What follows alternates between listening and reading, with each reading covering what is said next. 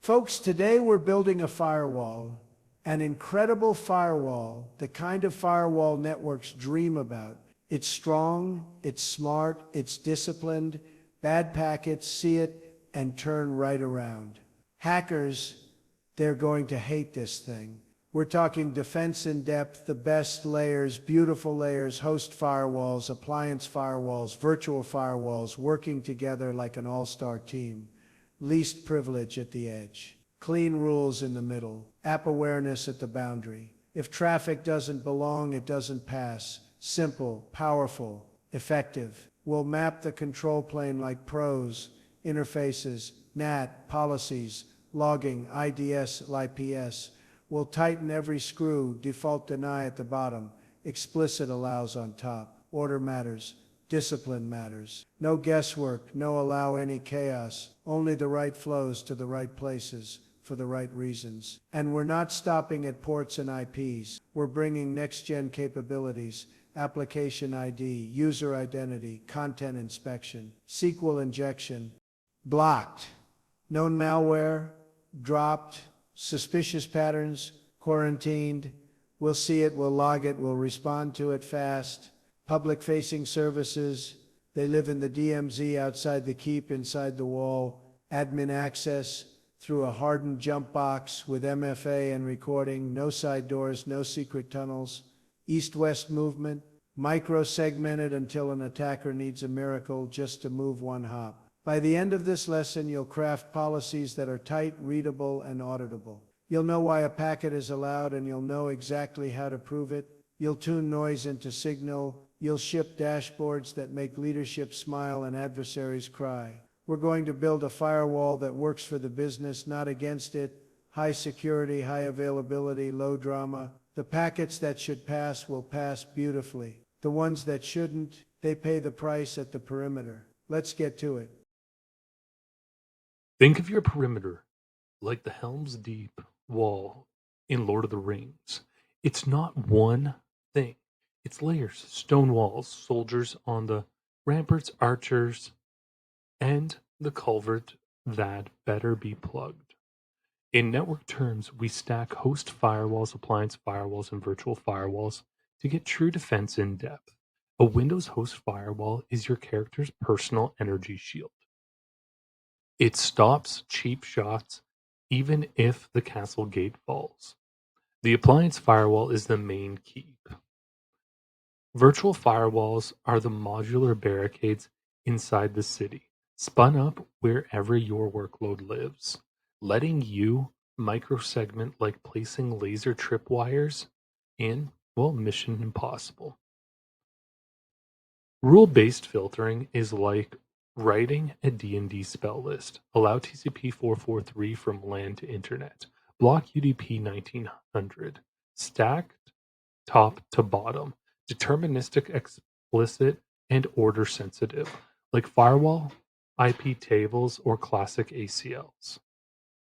Policy-based filtering is more like Star Trek's Prime Directive.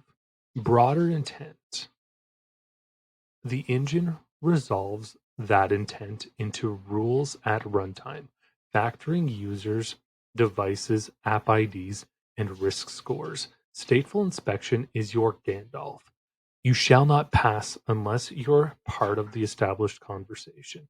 The firewall tracks connection state and automatically permits the return path, because anything not matching an allowed state must be dropped. A stateful design effectively ends with an implicit deny, a quiet, ever-present final boss that catches strays.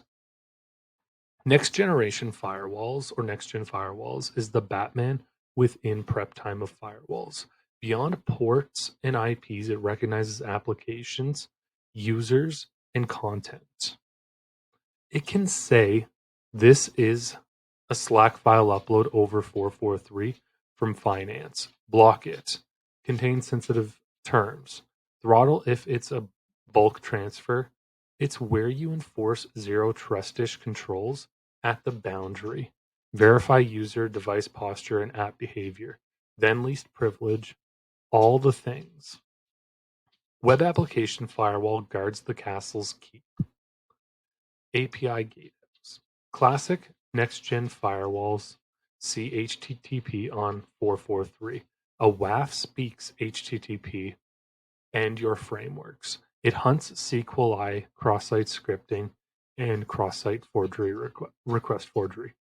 Malformed headers, deserialized bugs. It's the OWASP top 10 villains. Think of it as a Doctor Strange's mirror dimension. Hostile web inputs get twisted away before they touch your app, deployed reverse proxy style or in process sidecars. It lives closest to the code and complements secure development, not replaces it. NAT gateways are the secret identity masks.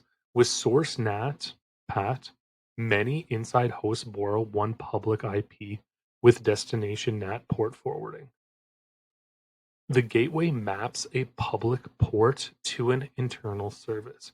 NAT reduces route table exposure and offers coarse isolation, but it's not a security control by itself. More like Clark Kent's glasses than Kevlar. Still, combined with stateful inspection and tight rules, it materially shrinks attack surfaces.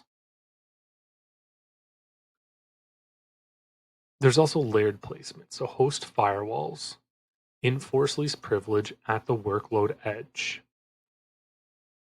They contain blast radius when something gets compromised, like the Expanse's pressure doors sealing a deck. Appliance firewalls, they're high throughput choke points for site egress and ingress, site to site VPNs, IDS, IPS, and TLS inspection, and global policies. Virtual firewalls, that's a hypervisor cloud native control to microsegment tier, so web app and database. So lateral movement feels like trying to park a Star Destroyer in a broom closet.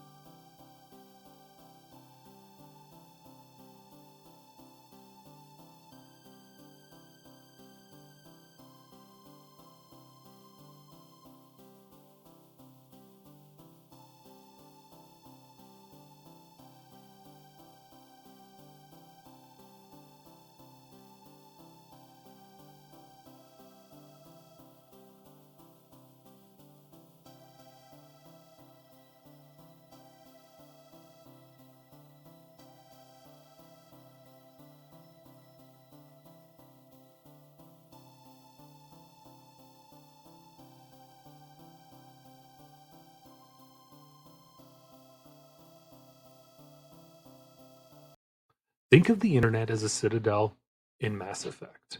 To reach anything important, traffic goes through a few guarded choke points. Forward proxy. That's your path client inside forward proxy internet. Like Oracle in the Matrix arranging your meeting with the architect. You don't go directly, your handler goes on your behalf.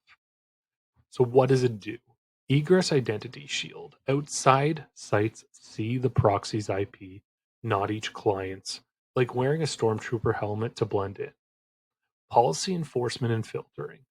Block categories such as malware, gambling, allow list SAS, time box access, and it ties into AIDE, Azure, AIDE for identity, aware rules.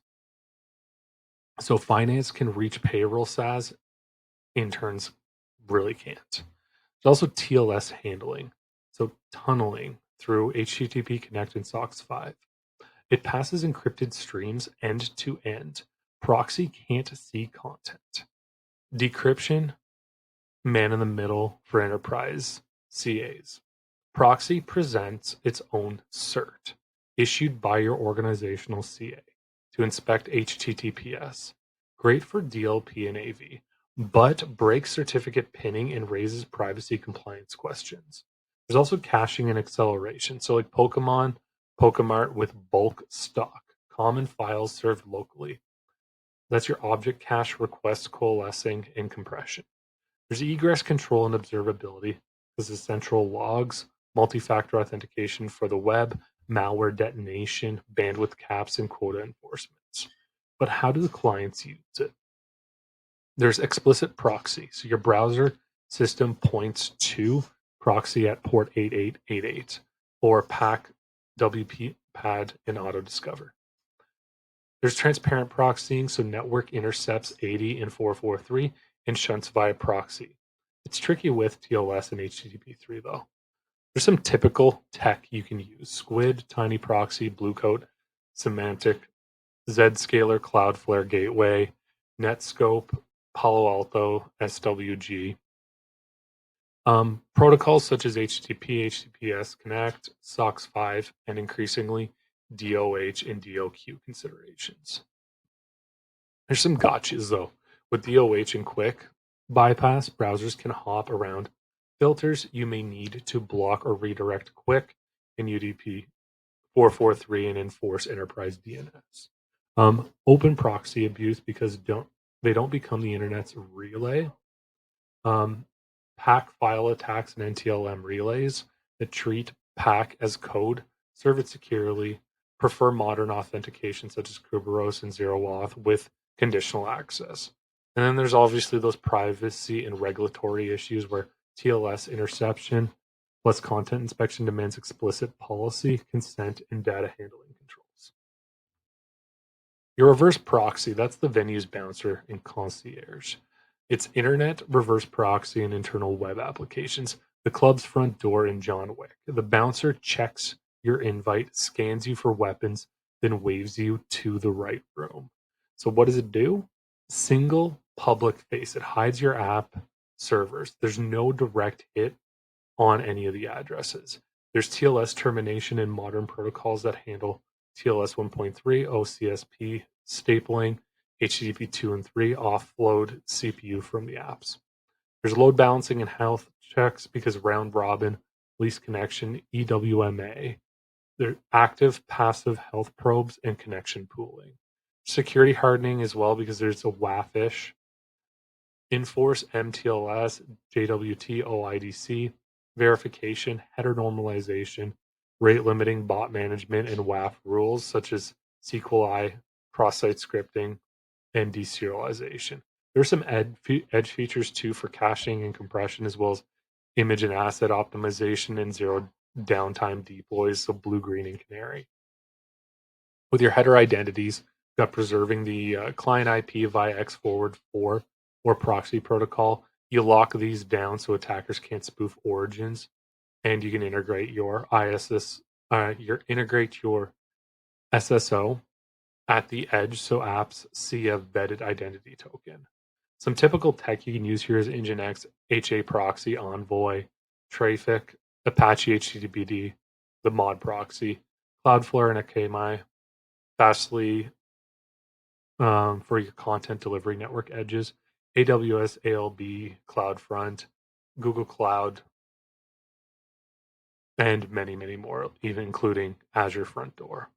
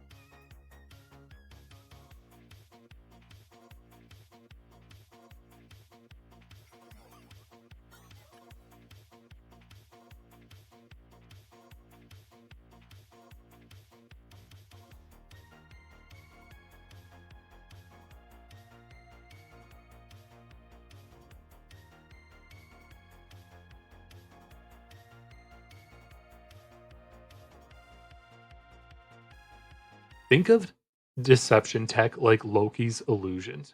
You don't beat attackers only by thick armor. You win by making them choose the wrong target and talk well. They do it. Honeypots, they're your deliberate decoys. A honeypot is an intentionally exposed asset designed to attract, delay, and study intruders. It's the red dress program in the Matrix, crafted to catch glances and reveal intent. Um, Interaction levels for them. You got low interaction, which emulate services just enough to trigger scans and exploits. Think stormtrooper dummies that fall over when trapped or tapped. Fake SSH, so Crowry style SMB, FTP, HTTP banners, quick to deploy, minimal risk, and there's no real OS to pivot from. Telemetry focus, where you have scanner fingerprints, exploited CVE IDs, payload droppers, and indicator of compromise harvesting. High interaction are like holodeck level realism. It's a real OS app stacks with controlled containment, like Star Trek's holodeck. You can learn a lot, but you'd better lock the safety protocols. The pros: captures TTPs after initial foothold, lateral movement, credential hunting, hands-on, keyboard tradecraft. The cons are higher risk and operational overhead, sandboxing, egress controls, and forensic capture. There are some design goals: detection and attribution. New payloads, tool marks, and infra C2 show up here first. Delay and deflection. Buy time while your sock gears up, so Home Alone marbles on staircase. Control plane validation. Validate whether your EDR, NDR, and SIEM light up as expected when adversaries interact.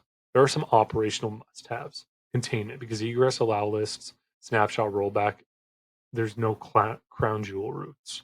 Believability, it has to be realistic host names, banner versions, user artifacts, and mistakes. An old backup share. Noise calibration, too shiny, it's an obvious trap, too boring, never touched. Legal and ethical, because clear policy lines, no entrapment games, and don't bounce attacks onward. You've got honey-nets too. A honey-net is multiple coordinated honeypots that look like a living environment. Think Wakanda's city-scale cloaking field. You can simulate a small enterprise, DCs, dev servers, and crusty ERP boxes. This maps lateral movement paths and privilege escalation attempts. Reveals campaign choreography, so tools, sequence, staging servers, and operator habits. It feeds purple team drills with realistic replayability. Some tips: vary OS versions and patch levels, sprinkle honey tokens like API keys, database creds, and canary docs to trip alarms when exfil is attempted. We've got our sinkholes. It's a sarlacc pit for bad traffic. A sinkhole is where you attract and absorb unwanted traffic. A network sarlacc in Star Wars that swallows scans, DGA beacons, or botnet chatter into a controlled logging heavy pit. There's two common flavors: a DNS sinkhole. It's poison on purpose, known bad domains to resolve to your black hole IP. Malware phones home, you log it, maybe return 0000 to null route, or captive page for incident workflows. BGP route sinkholes, so black holing, you divert DDoS or garbage subnets to nowhere, or a scrubber at the edge, like opening a trapdoor under a stampede. But why a sinkhole? Because containment at scale. You stop C2 callbacks en masse without touching every host. You got your intel harvesting, who's infected, how often, from where, using what resolvers. You got cost control, where you reduce egress and ingress, waste, and blast radius during active campaigns. But attackers can fight back. Deception detection. Adversaries probe timing, banner inconsistencies, hypervisor artifacts, or pristine file systems. Counter with realistic entropy, clock jitter, and plausible user stuff. Egress test, because they'll try to outbound common SaaS and content delivery networks. Use policy routed allow lists that still flow through full packet capture and never straight to the internet. Honey token awareness, because you got to rotate tokens, instrument access, and usage. So when you put it all together, your edge is a DNS sinkhole and selective BGP black hole that feed logs to seams.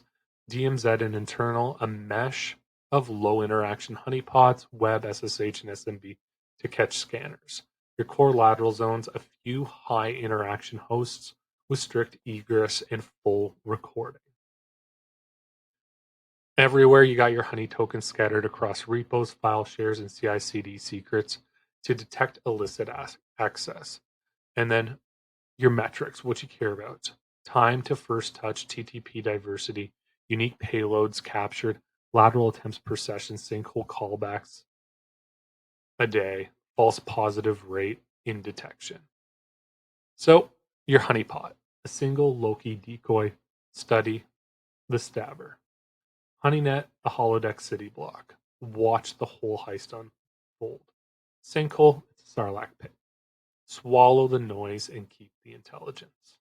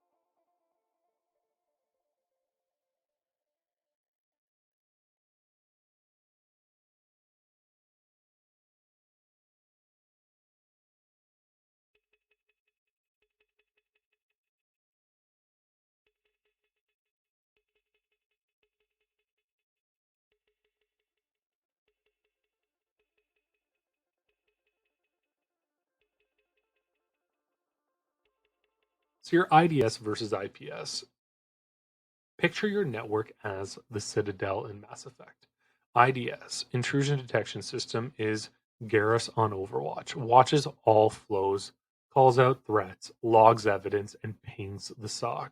It's out of path, so it cannot stop a slug mid-air, but it never drops traffic if it crashes. Your IPS intrusion prevention system is Captain America with the shield in the doorway. Traffic must pass through it. When it sees a punch coming, it can block or reshape it.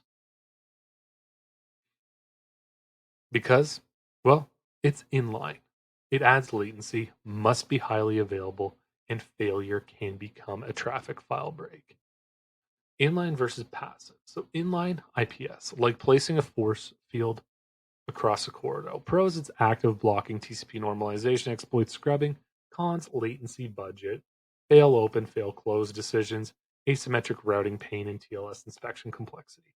Passive IDS, like a security camera pointed at a hallway, mirror port, span and tap. Pros, zero impact to flows, easy scale out, great for forensics.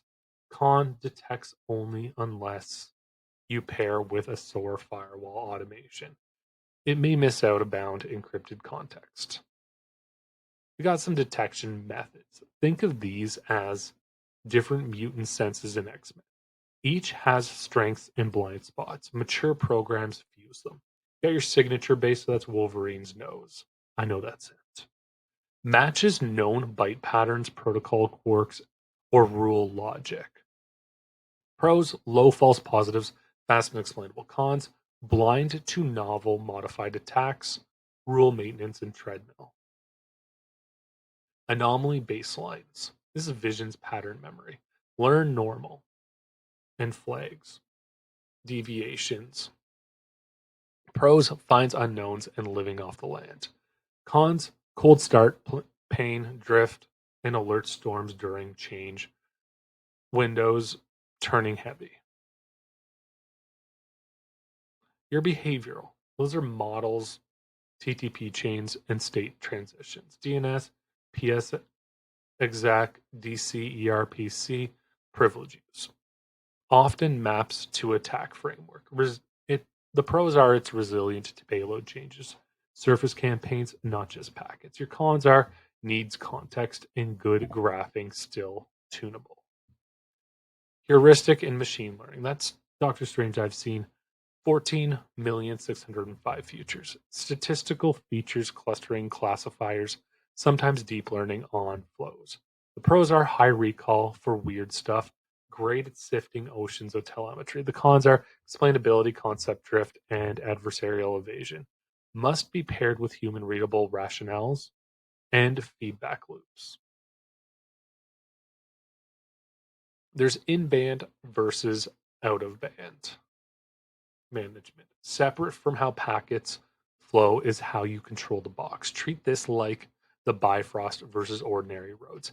In-band management. The pros here are simple cabling, easy to deploy in small labs and clouds. Cons are if the production network is under attack or segmented by the IPS itself, you can lock yourself out. Attacker who gains internal foothold may reach the management plane. You use it when constrained environments, but wrap with ACLs, jump hosts, and MFA as well as management VPNs. Your out-of-bound management. That's, well, the pros here are you can still reach the device when the data plane is on fire. Limits lateral movement to management services and supports break glass. Your cons are extra interfaces switching, more routing, policy to maintain. Anything beyond a toy lab, perimeter, IPS and IDS, core firewalls, and high value sensors should get out of band management. Your golden rules here are zero trust, the management plane, dedicated subnets, admin only identities, bastion, jump boxes, MFA, IP allow lists, and just in time access. Your dual home logging is ensure logs stream to a seam via both data and management paths to avoid telemetry blackouts, during incidents. Your HA failure semantics know whether inline boxes fail or open or fail closed. Align with business impact analysis.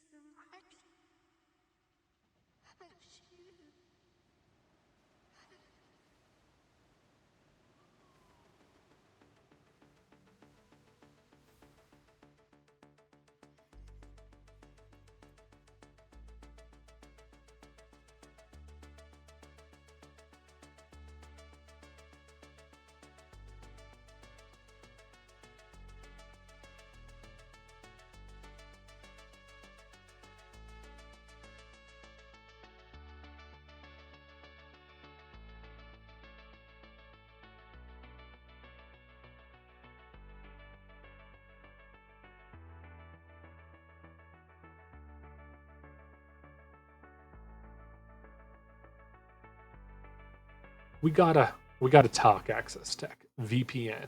That's your Bifrost bridge. A virtual private network is basically Heimdall's Bifrost from Thor, a cryptographic bridge that lets trusted parties talk like they're on the same LAN, even across galaxies or ISPs. Why is this important? Confidentiality, your encryption, integrity, because there's tamper detection, and authenticated access to private resources. Your flavors. You got your remote access VPN, individual heroes dialing in from the field. Think laptops and phones to HQ. Think an Avenger opening a portal home. Site to site VPN. This is two bases permanently linked. Your branch to data center, like a stable Stargate between planets. You got full versus split tunnel as well, coverage versus bandwidth. Full tunnel, all client traffic rides the VPN. The pro here is one policy domains, DNS, DLP logging. Easy security attestation. The cons are hairpins Netflix through HQ, choose bandwidth and adds latency. Your split tunnel, only corporate subnets traverse the tunnel. The rest breaks out locally. So the pros here are saves backhaul, better UX for SaaS streaming. Cons are dual paths, dual policies, risk of split tunnel leaks, malware uses local internet while you're on a VPN. Rule of thumb is start split for performance, then harden, enforce corporate DNS, route specific SaaS via tunnel, and block risky local egress when posture is weak. Your NAC, that's the sorting hat for your network. Network access controls is Hogwarts sorting hat at the door. It checks who you are and what you're wearing before placing you in the right house, your VLAN policy. Why? Because keep untrusted or non-compliant devices from sitting next to crown jewel systems and reduce lateral movement. How it checks. Permanent agent, because full-time Sentinel, MDM, or EDR reporting health. Disk encryption, OS patch level, EDR status, jailbroken root flags, and deepest checks. Best for corporate devices. Dissolvable agent, one-shot scanner at login, downloads, runs, reports, and disappears. Good for contractors. Agentless via AIDE. Identity from 802.1x, user machine certificates, or DHCP fingerprinting, posture inferred from directory groups, device certificates, and a network behavior. Your enforcement, this moves to your spell list. 802.1x with dynamic VLANs, healthy devices, production VLAN, non-compliant, quarantine VLAN with remediation portal. Your ACLs and SGTs, so software defined segments, tag your flows and let only allowed east-west paths. Guest portals and device registrations. So you bring your own device, gets internet only, corp gets internal resources after check. DLP, Heimdall's gaze for your data. Data loss prevention is Heimdall watching everything that leaves Asgard. It inspects content and context to stop secrets from escaping. Compliance is the reason. So PII, PHI, PCI. IP protection and governance in hybrid environments. This lives in your network. So your network DLP scans, email, web, FTP flows, everything. Endpoint to DLP hooks on device. So that's your clipboard and stuff. Storage and cloud DLP or CASPA B scans at rest in shares OneDrive, Google Drive, Slack, and enforces sharing controls. But how does it recognize stuff? Well, signatures and regex, credit card formats, LUN checks, SIN, SSN, patterns, good first pass, dictionaries and keywords, project code names, insider terms, file fingerprinting, exact data match. So that's your hash of a golden data set. Flags exfil of those exact rows, low false positives. And then your statistical and machine learning, as well as OCR classifiers. They're your classifiers for documents, screenshots, images, and passports that detect beyond plain text. The causes and cues here. Who's sending to whom via what app at what time? The actions here block, drop the transfer, or strip the attachment. Redirect, route the secure channel. Quarantine and encrypt. Hold for review or auto encrypt. And then coach just-in-time nudge with override and audit.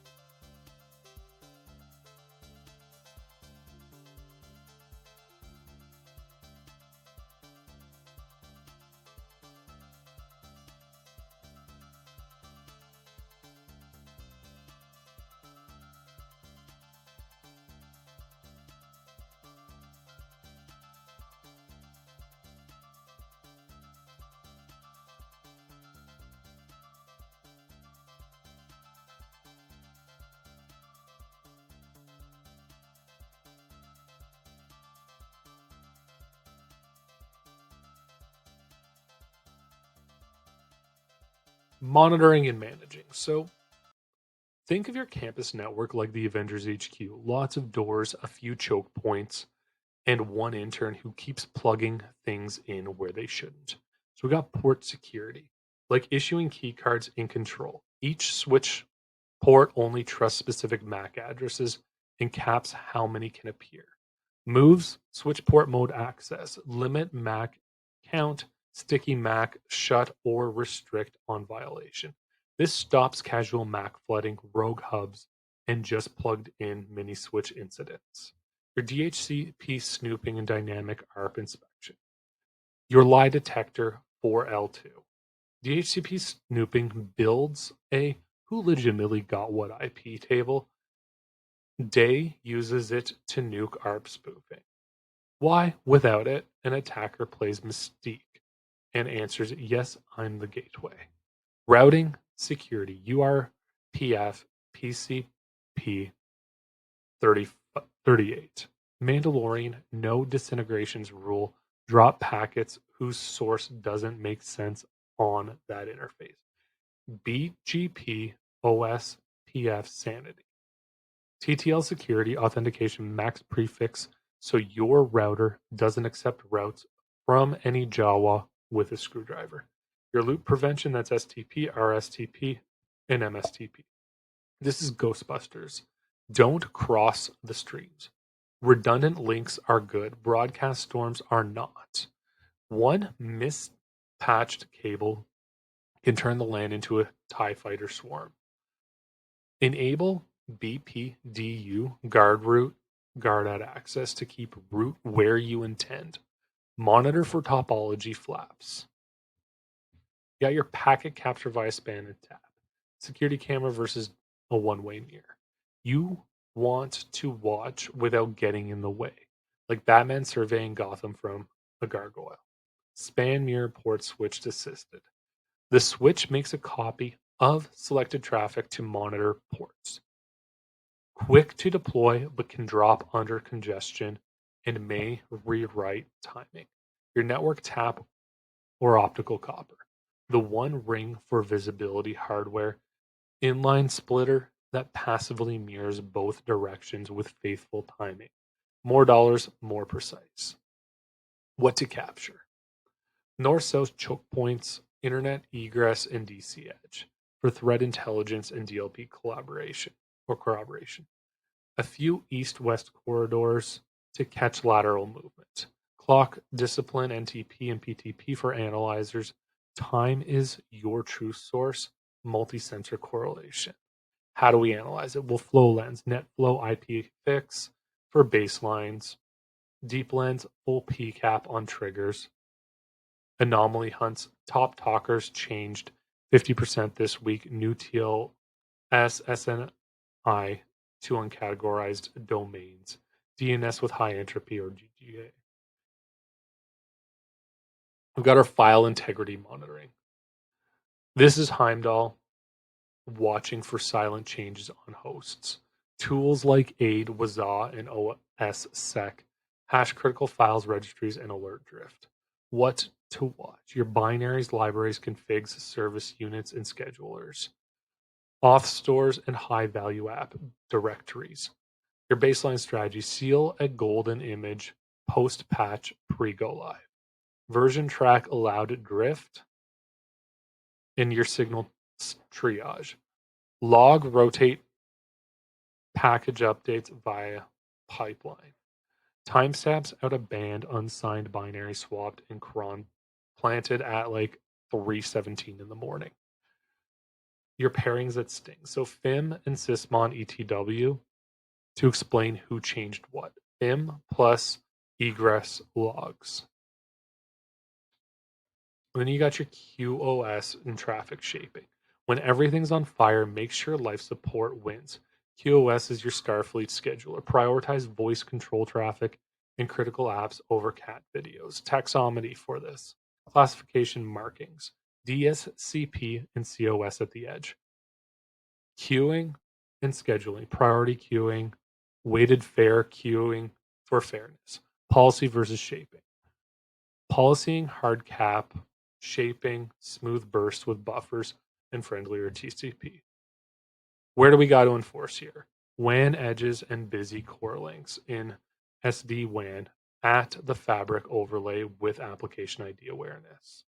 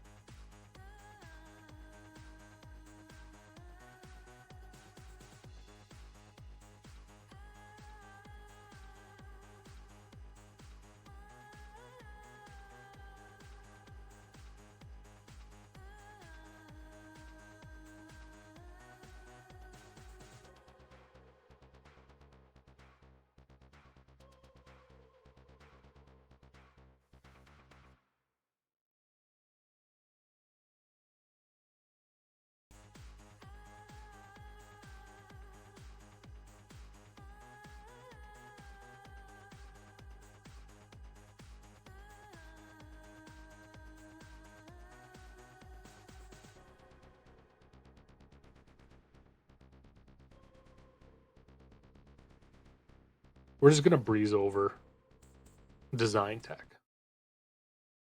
So think of your network like Jurassic Park. Every dinosaur gets its own paddock. That's your VLAN. With electrified fences, those are your ACLs. And limited gates, that's your firewall policies. You don't let the velociraptors, so your production database, roam with the herbivores, your printers, because it's all inside the island. Your VLANs are layer 2 paddocks. Logically carve your LAN into tenant or function zones. This kills broadcast noise, limits L2 attack radius, and sets up clean L3 choke points for policy. Your inter VLAN policy, that's your layer 3 gates. Route only what must cross, everything else 403 by design. Treat each route as assigned gate pass.